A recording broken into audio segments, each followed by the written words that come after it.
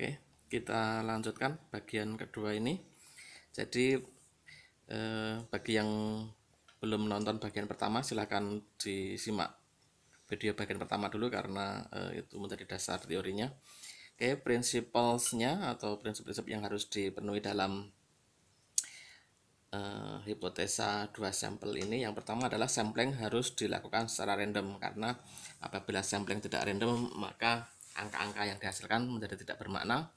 Dan yang kedua, jika sampelnya besar atau di atas 30 dalam statistik, itu silahkan gunakan tabel Z untuk menentukan angka-angka kritisnya, gunakan tabel Z.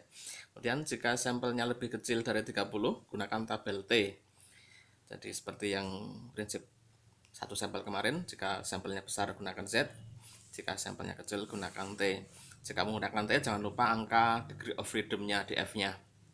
Oke, prinsip perhitungannya sama atau bisa digunakan Z calculation sama dengan T calculation juga.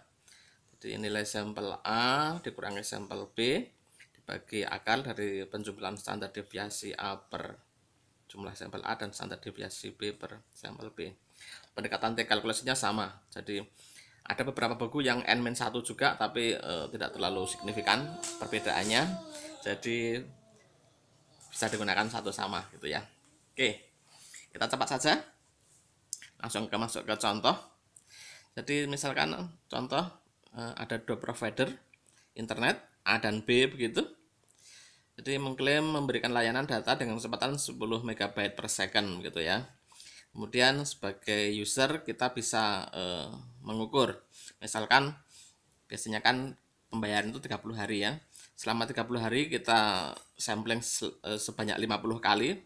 Mungkin ada pagi, siang, sore, malam, dini hari begitu. Sebanyak 50 pengukuran gitu. Kenapa 50? Yang penting di atas 30 untuk menggunakan, kita akan pertamanya menggunakan contoh tabel Z karena di atas 30 di sini 50, maka bisa menggunakan nanti kritikalnya menggunakan tabel Z. Kemudian setelah dihitung rata-ratanya yang provider A 9,97 MB per second dengan standar deviasi 0,15 MB per second.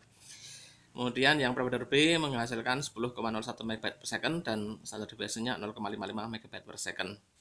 Kemudian pertanyaannya dengan tes dua arah, saya naikkan.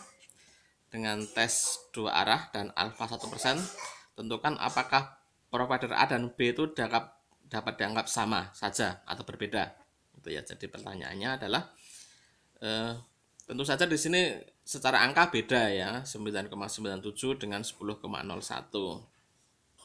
Tapi dalam statistik kan perbedaan ini kalau tidak signifikan ya dianggap sama saja. Di sini kan 9,97 standar deviasinya kecil 0,15. Ini mungkin lebih besar, tapi kita lihat standar deviasinya 0,55. Jadi secara angka mungkin lebih besar, tapi dari sisi kestabilitasnya kan rendah.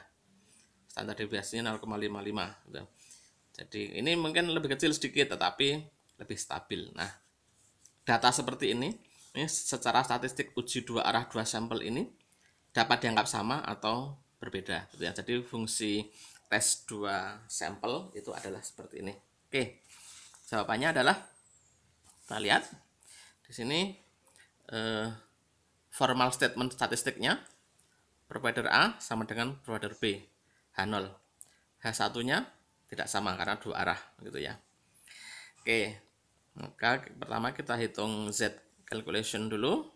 10,1 dikurangi 997 rata-rata A, rata-rata B, rata-rata B, rata-rata A, akar standar deviasi B, standar deviasi A, N-nya sama dengan 50 gitu ya.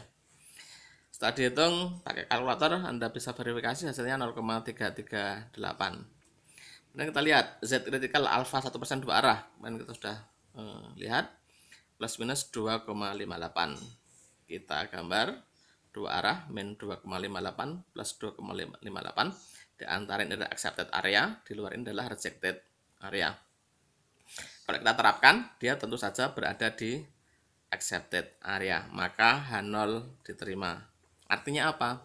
Artinya walau secara angka XA dan XB itu nampak beda, tetapi secara statistik perbedaan itu dianggap tidak signifikan atau dianggap sama saja. Berarti A dan B itu secara statistik dianggap sama. Oke, gitu ya. Jadi cara penggunaannya. Oke, kemudian sebagai assignmentnya, kalau tadi menggunakan Z, prinsipnya adalah ini latihan menggunakan T. Hanya bedanya kalau tadi itu Z kritikalnya menggunakan tabel Z, sekarang menggunakan tabel T.